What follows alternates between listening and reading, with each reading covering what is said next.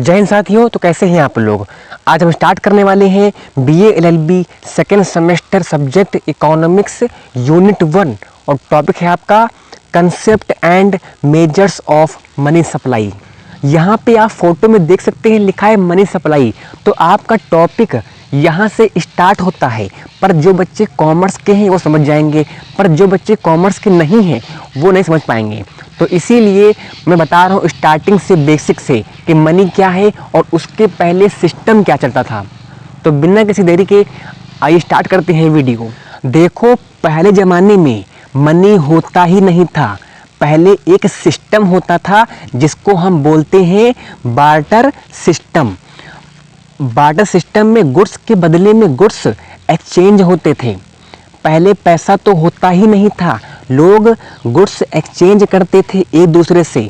तो barter system की वजह से इकोनॉमी प्रॉपर चलती थी। बट बार्टर सिस्टम में कुछ कमियां थीं जिसकी वजह से मनी का कॉन्सेप्ट आया।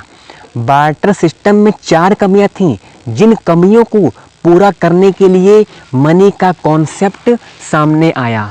4 कमियां कौन कौन सी थी।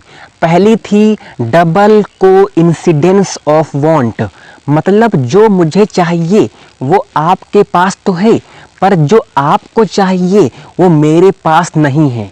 तो ये प्रॉब्लम थी गुड्स को एक्सचेंज करने में। दूसरी प्रॉब्लम होती थी मेजर ऑफ वैल्यू। हम कई बार मेजर नहीं कर पाते थे कई चीज़ों को। फॉर एग्जाम्पल, मैंने आपको कहा कि आपसे मैं 1 किलो चावल यानी राइस ले लूं और उसके बदले में मैं आपको 1 किलो नमक दे दूंगा। तो यहाँ राइस और नमक की वैल्यू में फ़र्क होता था। चलो भाई, एक और एग्जाम्पल ले लो। मैंने आपसे बोला मैं आपको 1 किलो चावल दूंगा और बदले में आप मुझे 1 किलो सोना देना। तो यहाँ डिफरेंस है वैल्यू में। तो ये प्रॉब्लम होती थी, मेजरमेंट नहीं हो पाता था कि किसके बदले में क्या देना है, क्योंकि चीज़ें दोनों 1 किलो की हैं लेकिन वैल्यू तो अलग अलग है ना। तो ये प्रॉब्लम आ रही थी। अब तीसरी समस्या थी स्टोर ऑफ वैल्यू।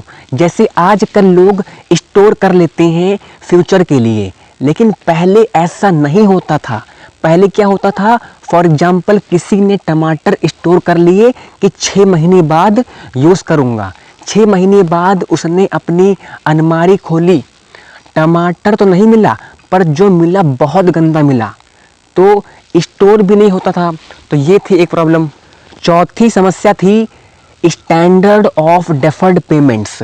इसका मतलब होता है लोन वगैरह देना या इंस्टॉलमेंट में पे करना, मतलब फ्यूचर में पे करना। बेसिकली अब किसी से मैंने 1 किलो आम लिए कि 6 महीने बाद वापस कर दूंगा। जैसे आज आप लोग किसी से उधार रुपए लिए 500 और उसको वापस 500 करोगे या इसके साथ जो इंटरेस्ट हो, पर पहले उस इंसान ने आम लिए पर वो 6 महीने बाद उसी सेम क्वालिटी के आम कहाँ से लाएगा। तो ये भी एक बड़ी प्रॉब्लम थी। तो इन चारों प्रॉब्लम का सलूशन किसने करा? मनी ने करा, पैसे ने कर दिया। अब कोइंसिडेंस की नीड है ही नहीं। मुझे जो लेना है पैसे की टर्म्स में मेजर कर सकता हूँ और उस चीज़ को परचेस कर सकता हूँ। आप किसी चीज़ को क्वांटिटी के टर्म्स में पे कर सकते हो। 1 किलो सोना इतने का, 1 किलो चावल इतने का, और स्टोर भी कर सकते हो पैसे को फ्यूचर के लिए, और आप उसका किसी से लोन भी ले सकते हो और किस्तों में यानी इंस्टॉलमेंट में भी पे कर सकते हो। तो मनी ने सब सॉल्व कर दिया था। तो मनी क्या है? Basically money is anything which generally accepted as a medium of exchange, measures of value, store of value and means for standard of deferred payments। Money के 2 फंक्शंस हैं। प्राइमरी फंक्शन होता है जिसको हम बोलते हैं most important function of money, और secondary मतलब जो बहुत इम्पॉर्टेंट नहीं है पर फिर भी इम्पॉर्टेंट होते हैं।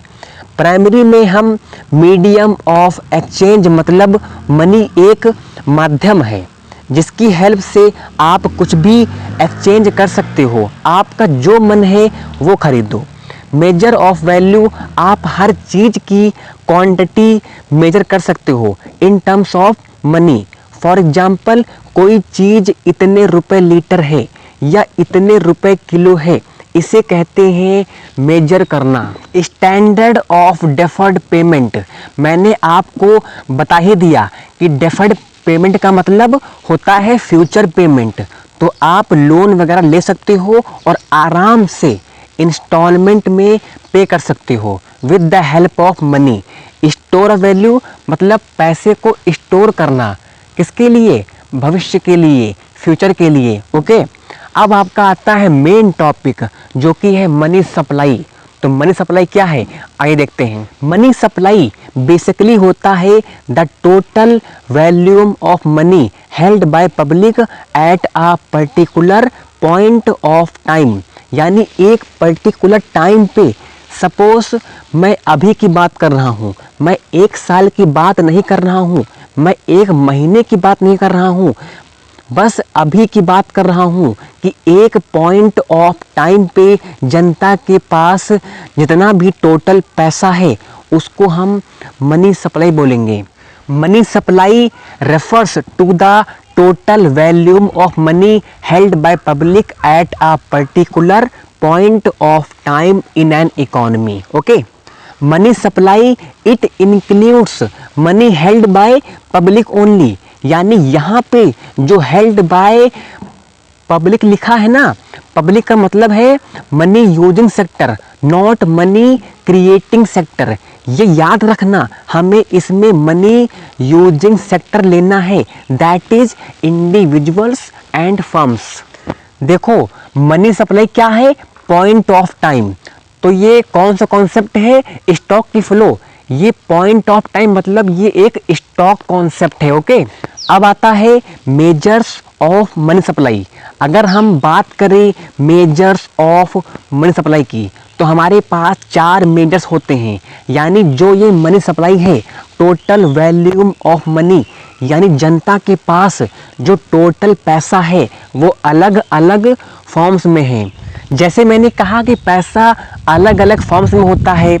किसी ने बैंक में रखा है, अब बैंक में किसी ने डिमांड डिपॉजिट कराया हुआ है, किसी ने सेविंग कराया हुआ है, किसी ने एफडी कराया हुआ है।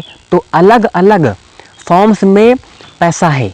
तो मनी सप्लाई को 4 फॉर्म्स में बांटा गया है, जिसको हम बोलते हैं M1, M2, M3 और M4।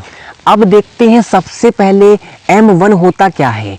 M1 को हम लोग ट्रांजैक्शन मनी बोलते हैं।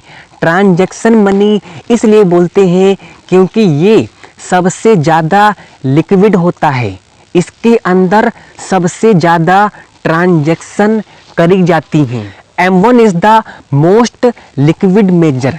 M1 सबसे ज़्यादा लिक्विड मेजर है। सबसे कम लिक्विड होता है M4। नीचे हम जैसे जैसे जाते जाएंगे लिक्विडिटी कम होती चली जाएगी। अब M1 में आता क्या है, शॉर्ट ट्रिक है, याद रखो, CC दीदी ओदी।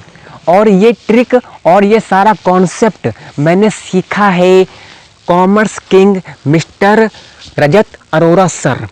जो बच्चे कॉमर्स के हैं वो जानते होंगे। मैं इनका थैंकफुल हूँ कि इतना अच्छे सर ये हैं जिनसे मैं सीख कर मैं पढ़ा रहा हूँ। तो अगर वो सर देखेंगे मेरी वीडियो तो गर्व से कहेंगे कि मेरा बच्चा है। तो M1 में CC का मतलब है currency and coins with public. जनता के पास कितना नोट और सिक्के हैं अपने पास, है ना। करेंसी मनी को हम लोग फिएट मनी भी बोलते हैं, यानी जो भी गवर्नमेंट ने हमारे लिए इशू किए हैं to act as a money. तो जितना भी हमारा मनी सर्कुलेशन में है और गवर्नमेंट ने उसको ऑर्डर करा हुआ है, उसको हम फिएट मनी बोलते हैं। और इसको हम लीगल टेंडर मनी भी बोलते हैं। लीगल टेंडर मनी का मतलब है कि इसको हम लीगली यूज़ कर सकते हैं टू मेक पेमेंट्स। तो यहाँ तक CC हो गया। अब देखते हैं दीदी को। दीदी कौन है? दीदी है demand deposit. Demand deposit of all the commercial banks, यानी कि कुछ पैसा बैंक में भी तो रखा होगा जो आप ऑन डिमांड कभी भी विड्रॉ करोगे, उसको हम डिमांड डिपॉजिट बोलते हैं। Demand deposit are those deposits which can be encashed by issuing cheque at any time by the account holder. कभी भी वो उसको इनकैश्ड कर सकता है। मेरा पैसा बैंक में रखा हुआ है, भाई मेरा पैसा है, मैं कभी भी निकाल सकता हूँ, तो ये हमारा M1 में आता है। Okay, it must be noted that demand deposit are taken on net basis, that is inter bank deposits are excluded. मतलब नेट लेने हैं, इंटर बैंक डिपॉजिट नहीं लेने हैं। अगर एक बैंक ने दूसरे बैंक में जमा कराए हुए हैं तो वो नहीं लेने हैं। तो ये हो गया दीदी, मतलब डिमांड डिपॉजिट।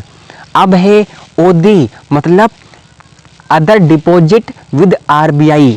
इसके अंदर जितने भी डिपॉजिट RBI ने रखे हुए हैं, किसके बिहाफ पे? Foreign trade, government, public financial institutions, world bank, ये सब हम कंसिडर करके चलेंगे। अब देखो M2, M3, M4। M2 में क्या क्या आता है? पूरा M1 आता है प्लस SD। SD का मतलब जो सेविंग डिपॉजिट है with post office saving bank. तो ये फॉर्मूला है, आपको याद रखना है। अब देखो M3। M3 में क्या क्या आता है? M3 में आ जाएगा पूरा M1 प्लस TD। TD का मतलब टाइम डिपॉजिट, यानी FD की बात हो रही है, जो फिक्स टाइम के लिए रखी जाती है। उसके बाद M4 में क्या क्या आ जाता है?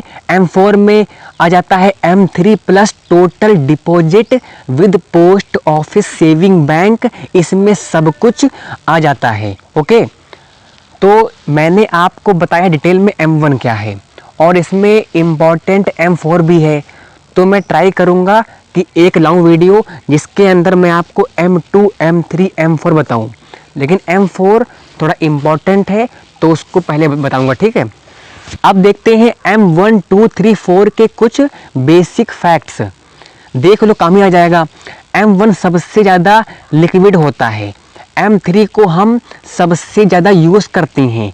Widely used as a measures of money supply and it is also known as aggregate monetary resources of the society. तो याद रखना, एग्रीगेट मॉनेटरी रिसोर्सेस M3 को बोलते हैं, क्योंकि M3 में हर टाइप के डिपॉजिट कवर हो जाते हैं। पूरा M1 आ जाता है प्लस टाइम डिपॉजिट भी आ जाता है। TD का मतलब टाइम डिपॉजिट। ओके, फिर इसके बाद M1 और M2 को हम बोलते हैं नैरो मनी, और M3 और M4 को बोलते हैं ब्रॉड मनी।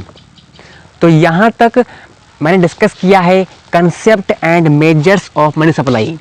आई होप ये टॉपिक आपको समझ में आया होगा। अगर आपको इन सारे टॉपिक्स के नोट्स चाहिए तो डिस्क्रिप्शन में व्हाट्सएप ग्रुप की लिंक लगी हुई है, वहाँ पे आप लोग ऐड हो सकते हैं और मुझसे नोट्स मांग सकते हैं। तो मिलते हैं नेक्स्ट वीडियो में, तब तक के लिए जय हिंद, जय भारत।